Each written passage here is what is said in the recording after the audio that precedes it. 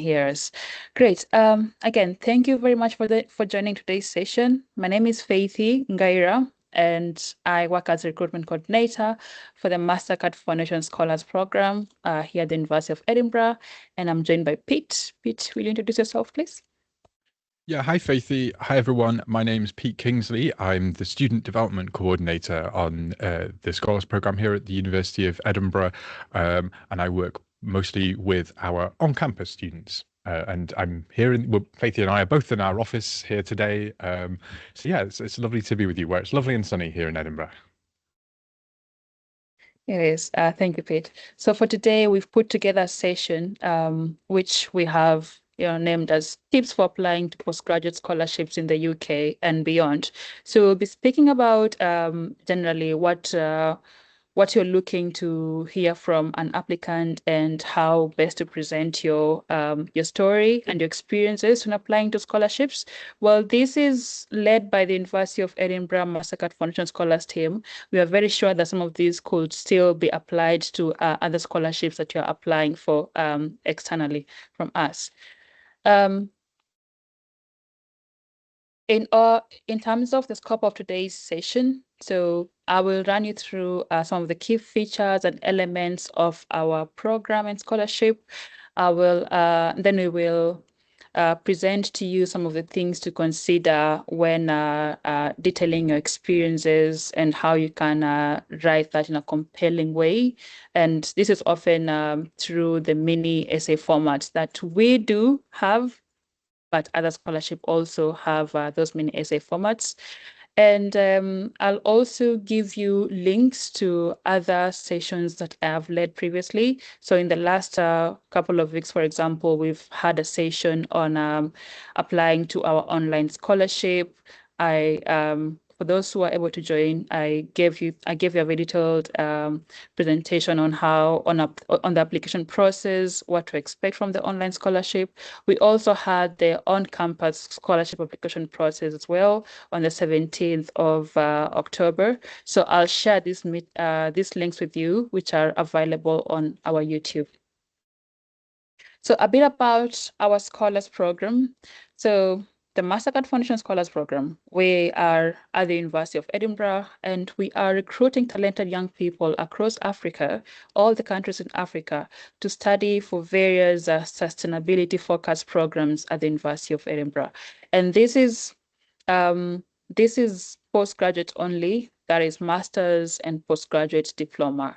And at the moment, we are focused on climate change and sustainability. So our goal presently is to equip young people with the knowledge and skills that they will use to address the impacts of climate change and promote sustainability presently and also in future. So currently, we have two scholarship routes that we are offering. We have the online distant learning route, which is a part-time scholarship, 2 years for the diploma as well, and 3 years for the master's route. And then we do have the on-campus scholarship where students come to Edinburgh and they study for their master's for 1 year. With regards to the degree programs we are supporting, so these are the only degree programs that the scholarship is supporting for the academic year 2026 and 2027. We do not support any other degrees that are outside these ones listed here. So if you read through the titles of these degree programs, you will notice that they are in one way or another, related to sustainability and climate change. And this is very strategic because of our thematic focus.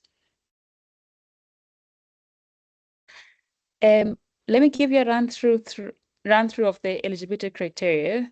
So currently, our scholarship is open for applications, and we are inviting applicants from all countries in Africa. And for this particular year, we are requiring that applicants, those who apply to us, should have completed their degree, have graduated, and have their final degree certificate and transcript by the 21st of November. This is when we close the scholarship. For us to consider an application complete, we must have all these documents with us. We are also accepting applications from applicants who meet the minimum entry requirements for the chosen degree program. Usually, this is a second-class upper division according to the UK classification, but different countries have different grading scales, and uh, we are we have a way of knowing how the UK equivalency of 2.1 or rather second-class upper is. And at the moment, if the Mastercard Foundation Scholars Program at the University of Edinburgh is the only scholarship you're interested in here, then we encourage you to apply to the Mastercard Foundation Scholarship only. If you're successful, the team is going to support you with the application to your chosen degree program. We are also receiving applications from nationals who are living in Africa. We also accept applications from people who have experienced displacement and are nationals of Africa or have moved to other African countries and have moved to other African countries. As part of the application, we also require you to nominate a referee rather. So if you're successful for the scholarship, then we will invite you. We will ask your referee to send us your reference. As well, if you're a master's applicant, then you should not be having a postgraduate degree already. However, if you're a postgraduate diploma applicant, then you could have your undergrad. You must have your undergrad, but then you can also have a master's degree, and this should be from an African university. And importantly, we are encouraging applications from women, young people from refugee and displaced backgrounds, young people with disabilities, and the scholarship is open to everyone, and we encourage everyone to apply. So this is a timeline of this year's application process. So as I said, we open on 14th of October and we'll close on the 21st of November. However, on the 14th of November, we require all applicants to have completed the first stage of the application, which is declaration and eligibility assessment. So the application system, also called SM Apply, will not permit any new applications or new registrations after the 14th of November this year. And once we receive all the applications between November and January, we have university committees that will be assessing all the submitted eligible applications. And around between early to mid of February, all applicants will be notified on the outcome of the applications. So now I'm going to hand it over to Pete, who is going to take you through what we are looking for from our applicants. Pete, over to you.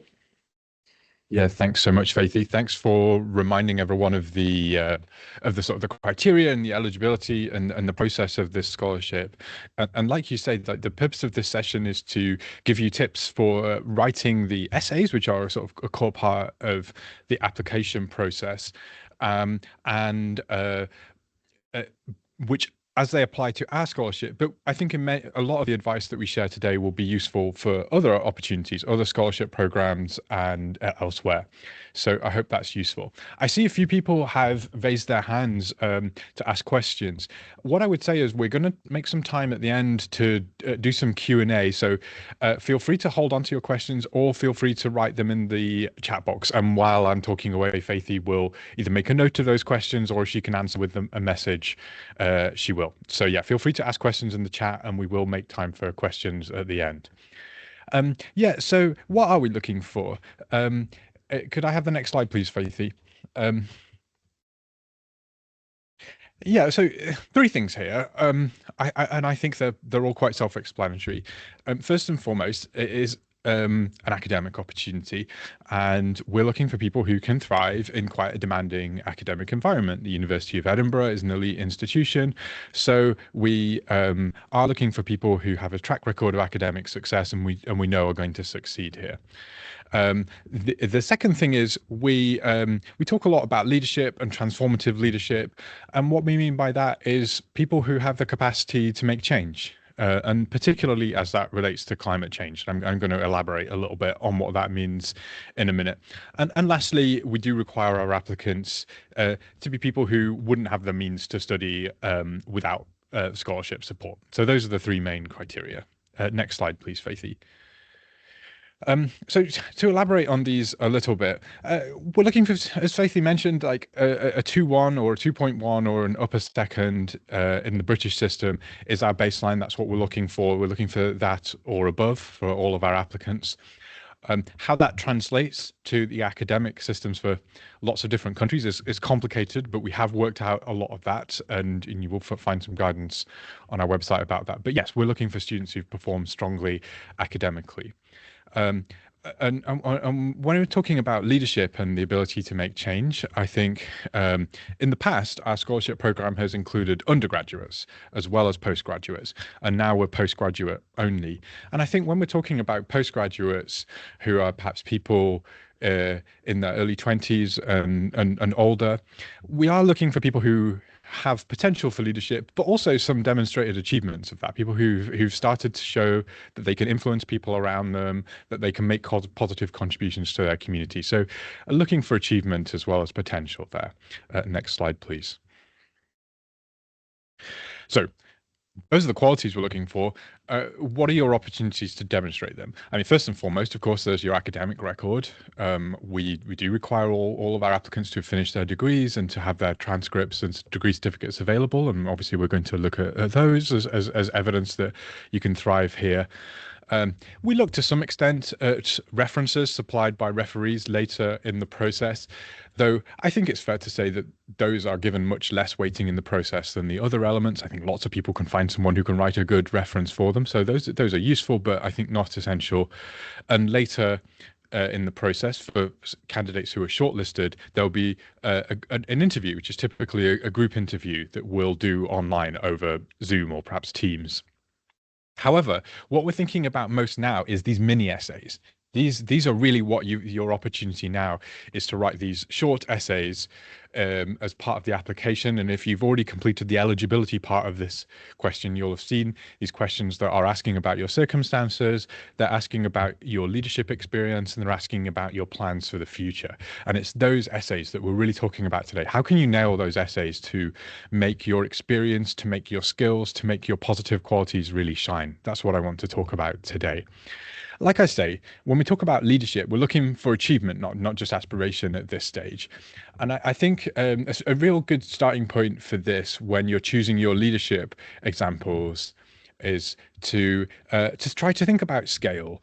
And I think weaker answers often draw on quite a small project, perhaps something that was done as part of a student society, but maybe was like a one-off event. Maybe they was organizing a seminar or a training session, but either that event was quite small or, and this is very important, it's really hard to judge from reading the mini essay how long that was. And I think the best examples do a better job of quantifying there. They make it clear how many people attended the event, how long did it go on for, was there a budget being managed? If so, how big was that budget? So I think that quantification is quite useful there. Could I have the next slide there? Yeah, so I think also I would make a distinction between leadership and management here. I think management's very important, and the capacity to like deliver something capably and to have overseen a process is useful. But I think where leadership perhaps goes beyond that is where it becomes more about values. So it's work that's showing a candidate's commitment to like making positive change or to demonstrate the kind of change that they would like to make in the world. So yeah, I think that's those sorts of things are interesting, where people are able to give kind of values-based examples. And I think also a part of that leadership as well, it is a kind of reflective quality, an ability to show what kind of work that you have done, but also what have you taken from that? How are you growing from that? We recognize that you are early in your careers and early in your development and may have achieved some impressive things, but what have you taken from what you've done so far that's going to shape what you're going to do in the future? I think that's a very important aspect of that. And so, yeah, I think it's what are you taking from this work that you've done and how is that preparing you for the future? I think is very important. So I'm going to fire you a couple of short essays in the chat box. And I'm going to give you two essays. They're labeled sample essay 2 and sample essay 3. There is no sample essay 1. Sorry, I appreciate that's probably slightly confusing, but there's just these two essays here, and I'm just dropping them in the chat box now. So please just bear with me for a moment while I do that.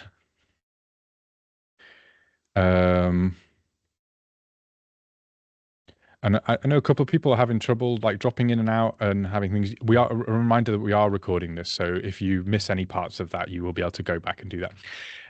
Faithy, I'm having a little bit of trouble popping this in the chat box. I wonder if because you're the captain here, you might be able to do it for me. I've just sent you that file.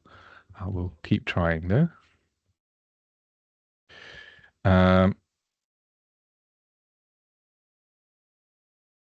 Thank you. And I'm just going to give you a couple of minutes to get into the mindset of someone who is scoring these applications. All of these applications are read by a human being. And what would it be like if you were the one who is reading these? Okay, I think I have found a way to share here.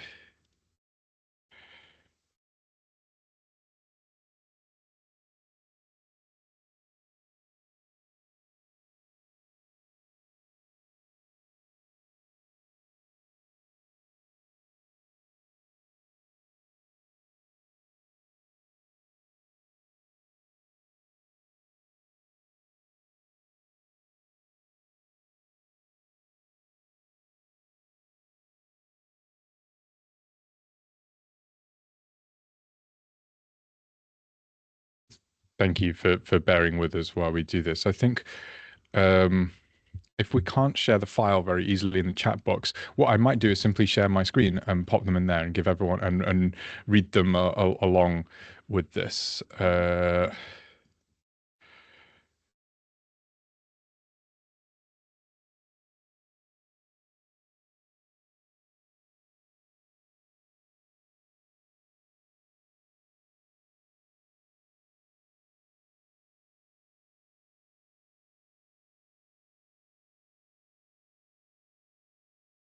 Okay, I'm going to share this and I'm going to start with these. I'm just going to close my sidebar here to create a bit of space. I appreciate this may be a little bit tricky to read, but I'll make it as big as I can. And I'm going to read it. I'm going to read it along while I don't know if Faithy, you have a way of sharing the file in the chat box, but it seems like it's not possible. Okay, so I'm just going to read these through. They're short essays answering a question about leadership opportunities that is very similar to the one that we've asked in the past. So here's how this essay starts. It says, currently, I'm leading a community initiative focused on improving food security and nutrition among rural families in my hometown in Uganda. This project was inspired by my work with local organizations, where I noticed that many households, especially those with young children, suffer from nutrient deficiencies due to limited access to diverse foods and a lack of nutritional knowledge. To address this, I developed a program that not only supplies food, but empowers families to produce and sustain their own. This initiative has two key components. First, we provide families with training on small-scale farming techniques, focusing on crops that are both nutrient-rich and suitable for local growing conditions, such as leafy greens, beans, and root vegetables. Partnering with agricultural experts and local farmers, we conduct workshops where community members learn about soil management, water conservation, and organic farming methods. We also distribute seeds and provide basic tools, which has helped many households start their vegetable gardens, making fresh produce more accessible. Second, we organize nutrition awareness sessions for parents, caregivers, and local educators. These sessions highlight the importance of balanced diets and demonstrate practical ways to incorporate affordable, locally grown ingredients into daily meals. By emphasizing sustainable practices and nutritional knowledge, the program empowers families to take control of their health and food sources long term. This initiative has allowed me to apply my skills in community organizing, project management, and sustainable agriculture while fostering resilience and self-sufficiency among participants. This experience, the experience has strengthened my belief that empowering communities through practical skills and education is a transformative approach to addressing food insecurity. I hope to expand this project to other regions, making a lasting impact on health and nutrition at grassroots level. Okay, so that's that essay. Having read that essay, or rather listen to me read it out to you as a bedtime story. Sorry, slightly awkward way of doing it. I'm curious, what did anyone think of this essay? Does anyone have a quick any thoughts that they wanted to share in the chat box? Was there anything that you liked about it, or anything that you thought was very persuasive, or anything you thought was lacking? Yeah, please feel free to share any kind of reflections that you had, and yeah, feel free to type a couple of comments there. And I don't know, Faithy, while we're waiting for people to type, did you have any thoughts on that? Was there anything you liked about this essay? Yeah, thank you, Pete. One thing I noticed is that it's a lovely program they're running, but they didn't quantify, didn't give any figures, any numbers, anything quantifiable at all. Yeah, I agree. And I'm just looking in the chat, and it's a lot of people are making a similar point there, that about that it doesn't really give that sense of scale. Mm-hmm. I think we need to mute the other button. Yeah, I think because it does go through, and it does follow that method of like describing the situation, and describing the intervention, and then there's, in that final paragraph, it does what we were talking about, the reflective quality. So there is, I think, a lot of the elements there, but it's all very vague. I am leading a community initiative. What community initiative? In what community? What does that community have a name? Does the project have a name? And as we've said, there's no sense of scale there. So it kind of polished, but it also has this sense of vagueness to it. And it frankly has a bit of ChatGPT about it as well. It makes me wonder, is this something that's come from someone's personal experience, or is this a bunch of talking points that have been spat out? So I think, yeah, there's something about this that feels very polished but very unsatisfying. And we'll talk a bit more about LLMs and ChatGPT in a minute. But I want to read a different essay that I think, as you'll see, has a kind of different quality to it. So let me scroll up here.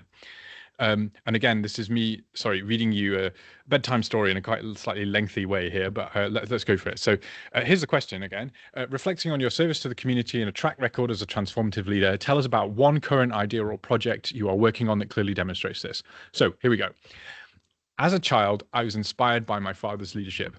Seeing how my father engaged us in solving problems profoundly shaped my belief that true leadership is motivating and engaging others to achieve meaningful things. I attended the University of Nairobi, the top university in Kenya, where many of the country's leaders come from. I was part of the students' team that led to the establishment of the first student chapter of the American Institute of Chemical Engineers in Kenya at the University of Nairobi in 2020 to provide students with educational resources and opportunities for international exchange programs. 2 years later, I was elected as the head of this chapter. During my time, I realized that students have a significant gap between their knowledge and practical skills, since they don't get opportunities to apply knowledge in real life. My networks with industry partners such as Dow Group and Savola Group helped me to organize the first career fair program.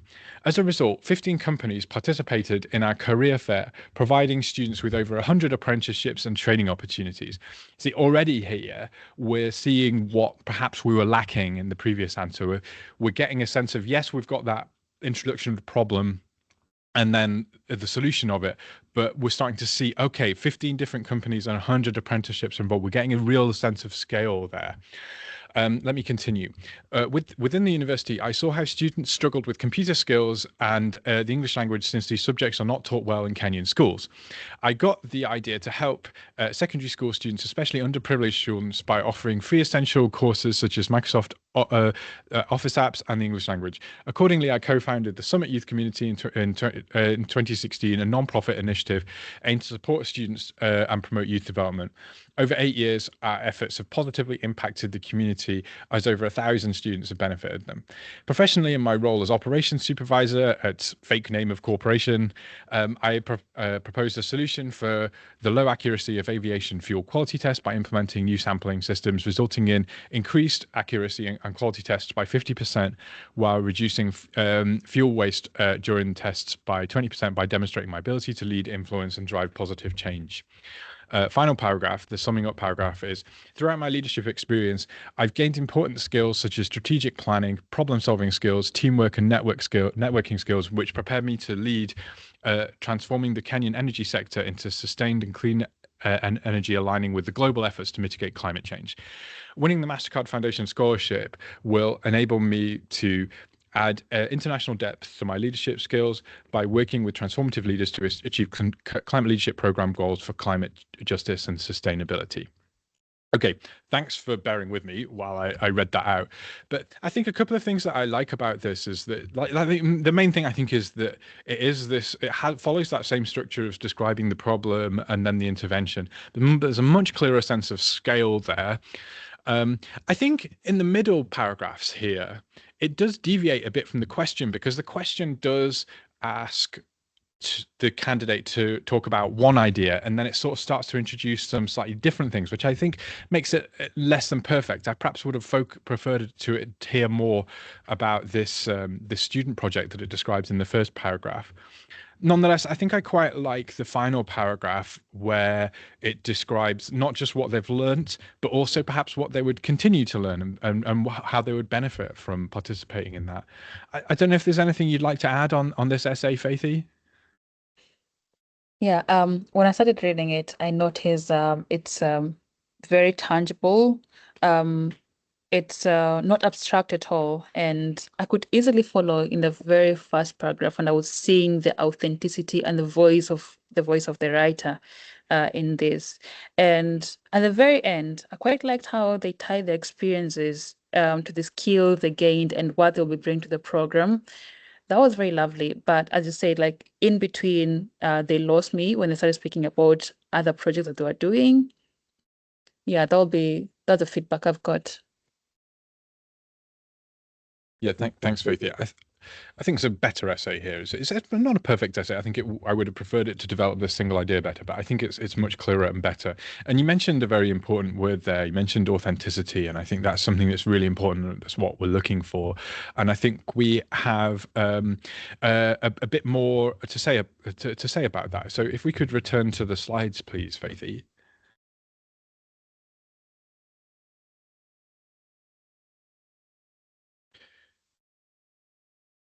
Yeah, thanks so much. Yeah, so we talked about these, and so if I could have the next slide here, I think we've reflected on these a little bit there. Okay, so if you've prepared for a scholarship essay before or a job application before, you've almost certainly heard about the STAR method, or at least a kind of fairly similar sort of scheme on how things work, and that is basically the structure where if you've got an essay question where it's asking you, can you give us an example of a time when, or can you share something, you work through, you explain what the situation was, you then explained what the goal that you were working to there, the task, and then you explain what you did, and I think it's important to have that kind of personal ownership of that, especially if you're describing a group project. What was your role within that group? Then the results, and then we're spelling STAR with 2 R's here, as well as the results. What happened? What was the tangible change there? What did you learn, and what did it demonstrate about you? So that reflective element there. May I have the next slide, please? So I think that's very standard advice that you hear a lot, and I think it's a really good format to stick to. I think it's a really useful thing to have in mind, especially in like an interview format where you're maybe a little bit stressed and it's easy to lose your place a little bit. But I think you perhaps don't want to stick too rigidly to this format, and it's important to have your personality and your voice that is present there. But what I do think about that quite linear situation, task, action, result, reflection thing is that connection. And I think that is so important when we're looking at an individual essay, but also an application as a whole, is that clear sense of connection between the past, where someone has come from, what their experiences are, what challenges they faced, what they're doing now, and what that shows about them, and then crucially, what they can do in the future and what they perhaps could do in the future with this opportunity. So I think that connection between the past, the present, and the future is very important. Could I have the next slide, please? I think a couple of different tips that we've compiled for you for you over the years from different assessors of our exams, and I wanted to sort of share with you some of those. I think one is that in general, some US universities are looking for quite story-led approaches for examples, or perhaps those that contain quotes from lofty figures, but that don't necessarily answer the question in a focused and concise way. I think these can often be quite frustrating to read because they do offer some insight into the candidate's approach. But if it starts with like a big quote from Franklin Roosevelt or Winston Churchill, it's like, well, we're not giving Winston Churchill the scholarship, so that's less than useful there. I think also sometimes candidates can paint themselves into a corner a little bit by thinking of leadership very narrowly as being something where they are in a formal role, like a position that they've been elected to, or they're a manager or something. But leadership can take many forms, and it doesn't necessarily require that holding a formal position there. So do think creatively about that. Very important to choose the scale of this example. I know I've sort of said this before, but I think it bears repeating.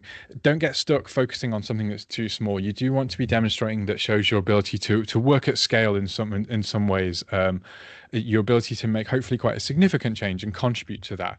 And I think it's worth mentioning at this point that we do read your applications contextually. We appreciate that some people will be applying having graduated earlier this year, and in those cases we're not expecting you to have run a huge corporation or something like that, but we're looking for examples in relative to the opportunities that have been available for you. Whereas perhaps someone who graduated 10 years ago, we are perhaps looking for more evidence of achievement if there's been opportunities for that.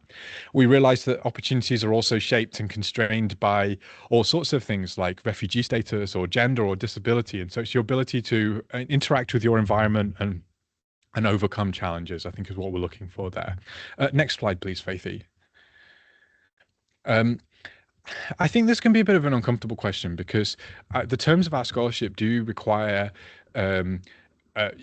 applicants to not have the means to study without scholarship support. So we're not looking for like wealthy people who would simply be able to study anyway. But I think I would want to encourage you to say that it's possible to discuss this in a way that feels positive and dignified and doesn't want to produce a very kind of negative narrative about your life so far. So I think and an important way of doing this can be to emphasize your capacity for problem solving. If you faced barriers in your university education or perhaps in your secondary or primary education, what did you do to overcome those? What did that show about your resilience? Did you have strategies for coping or earning extra money or coping with difficulties? And what perhaps have you learned from those difficulties that have become strengths in some ways or have inspired you to help other people in situations? I think those can be dignified ways of talking about difficult circumstances. A few common pitfalls.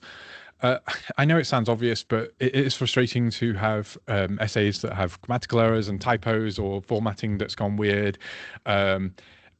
It can be difficult to proofread on your phone. So if you do have an opportunity to write on a laptop or another computer, or to draft your essays one day and then come back to them a couple of days later and read through them carefully, I think that's really important. I think perhaps my middle bullet point is something that I really want to emphasize here. We do receive quite a lot of essays and applications from applicants who really want to study abroad, and that's really important to them, but you get the sense that they haven't really thought too much beyond that. They have a general desire to study in the UK, but seem almost a little bit indifferent about the different degree programs or have only a sort of general attachment to those degree programs. I think it's really important to have both in the application stage and at the interview stage, a clear justification of why you want to study this particular degree program. What are you going to benefit from that degree program? What are the parts of that degree program that you think will be most relevant for you? What are the different courses and the modules that make up that degree program that are important to you? If you don't know those, why don't you know them? They're all available online. They're available for you to research. And I think it's really important that good applications have that sense of specificity and ability to connect with particular parts of the degree program. I think also it is unhelpful to when candidates really emphasize that they will be in a very difficult situation if they don't receive the scholarships, and I think we do understand that many of our applicants are facing challenging circumstances, but at the same time, I think it is most advantageous to emphasize that you do have a strong CV, and yes, you're a compelling candidate for this, but you're also a compelling candidate for opportunities elsewhere as well. Thanks, Faithy. I spoke before how I felt that the first essay that I read had a bit of a feel of kind of Chat GPT to it, and I wanted to talk a bit about that because I think that's a very important topic now. I think even if this LLMs like ChatGPT and Gemini and Claude and things are things that many of us weren't aware of 2 years ago or 3 years ago, now they're part of our daily workflows and all sorts of things. So how should we use these? And I think one thing I would mention is I think it's obvious to say that we want to be careful about these and both be mindful of the ways in which they might enhance our applications, but also the ways in which they might damage them. So I think it's really important to bear in mind two sides of the coin there. I think first step is, I mean, let's have a look at one example here. Whereas the essay that I read aloud before had a sort of general feeling of ChatGPT, but we don't know for sure. You'd be amazed how many applications we get. Say something like this: my undergrad degree in computer science was a thrilling adventure through the digital frontier. I mean, okay, whatever. I dove deep into the intricacies of open square parentheses, specific program languages or concepts, close square parentheses. And so you see that this is someone who's clearly just pasted something in from ChatGPT. I know this sounds laughable, and why would anyone bother to submit an application when it's clearly not written by them? But you'd be amazed how many of applications like this that we receive. I think another thing to worth mention is to be aware of the rules, and that different scholarship schemes have different rules. Chevening, for example, is a scholarship scheme that scholarship program, that deadline has passed for that now, but many of you may have looked at it as an opportunity. Their policy is to prohibit the use of LLMs in the essays. We have a more flexible policy, but we nonetheless do ask applicants to use it responsibly. Could I have the slide with the blue arrow on, please, Faithy? So I guess I'm thinking about what about the different stages of the application process?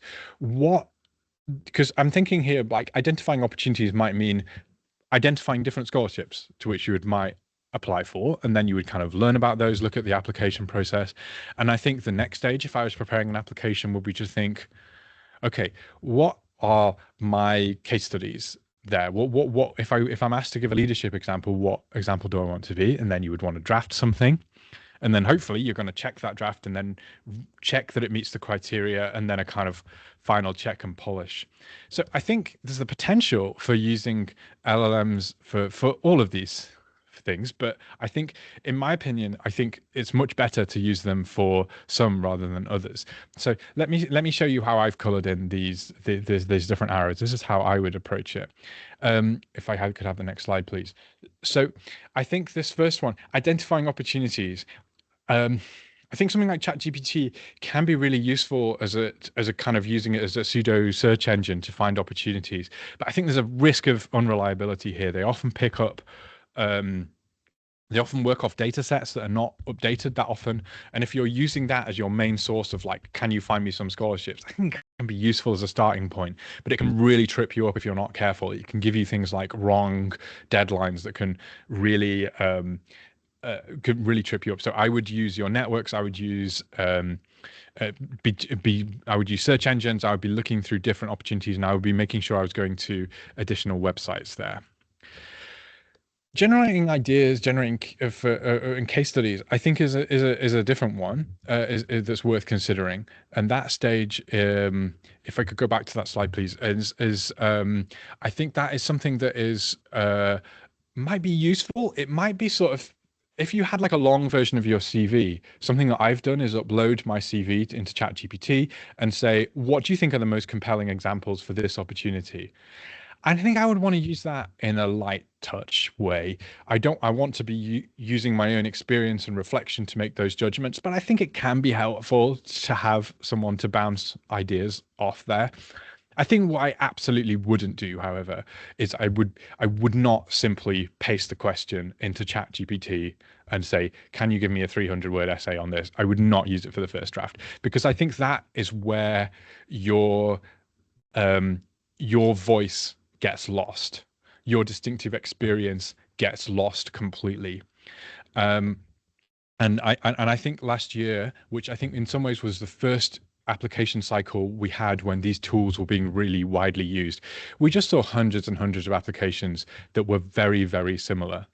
You might remember from when I read that essay out that it had a bit where it said, "My farm will grow leafy greens, root vegetables," something like that. You wouldn't believe how many projects, how many essays we said that had that exact same phrase in there. And once you've seen the few, you can spot them a mile off. So use your experience, use your voice and your particular skills.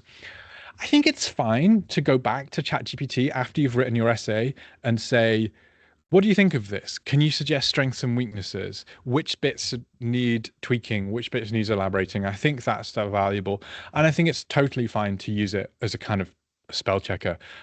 Nowadays, whenever I write longer pieces of writing, I always use a tool like that to check the spelling and grammar. So I hope that's a useful reflection on that. And I think my sort of closing thought on that would be, if I may have the next slide, is to, when you're using these tools, to think, okay, how can I use this tool to enhance my voice, to be more like me, and to amplify my voice, and what might flatten it out? Because I think it's that kind of flattening out where, yes, ChatGPT can get you a fine kind of 6 out of 10 essay that's kind of okay, but you don't want 6 out of 10. You want something that stands out from the pack. And by its very nature, what a large language model like Gemini or ChatGPT does is it repeats patterns. And you don't want to just simply sound like everybody else.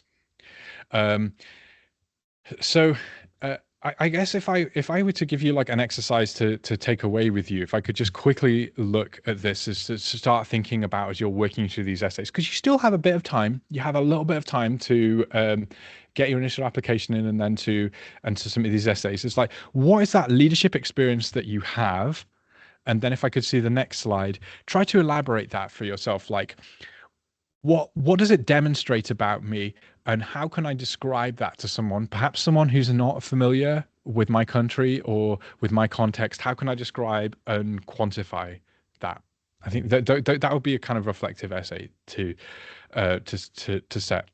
And I think lastly, I would, if I could just conclude, I would simply say, you can do this. We know that we've all had amazing experiences in the past. You've all had different kinds of successes. Don't underestimate those. Don't rule yourself out of this scholarship scheme, assuming that you don't have the relevant leadership experience. Reflect on what your leadership experiences have been, and how you can describe those. So yeah, I would really encourage you to take that forward. Okay, so we now have about 15 minutes left